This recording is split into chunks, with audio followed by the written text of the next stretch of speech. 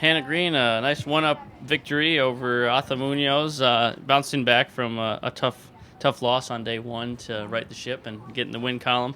You started off really strong. You were up 5 through 7 holes. Take us through that strong start and how you really had it going. Yeah, I guess took a while for Arthur and I to adjust to the firmer greens. We played, well, I was first group and I think she was second group yesterday, so it was a bit softer conditions. So a little bit of a transition getting used to that, and gave myself really good opportunities for birdie, so managed to capitalise on that, and then got really slack during the middle of the round. I think I had 3 bogeys or 4 bogeys within 5 or 6 holes, so kind of was losing a little bit there, but the momentum definitely switched. I guess it's kind of hard with match play to not let that affect you. I feel like if it's stroke play, you just try and move on and do the best you can instead of trying to beat your opponent. So obviously now I know the stakes. All of us in our pod have each won a match, and so tomorrow is a big day, so I'm hoping that I can stay in it a little bit more and not get so flustered.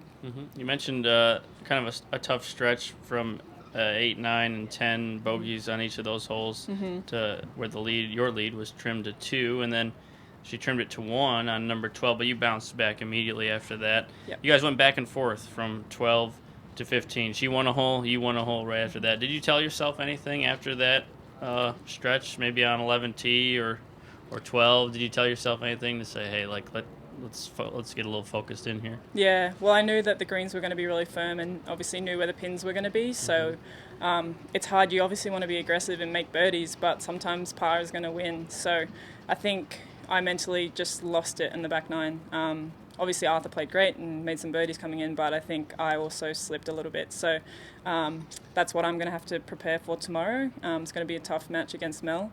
So yeah, I'm hoping I can get some good night's rest and prepare for a big day. You got the brunt of the Vegas heat this afternoon after the cloudy morning yesterday. I would imagine that changed a few dynamics. Yeah, it was a huge difference.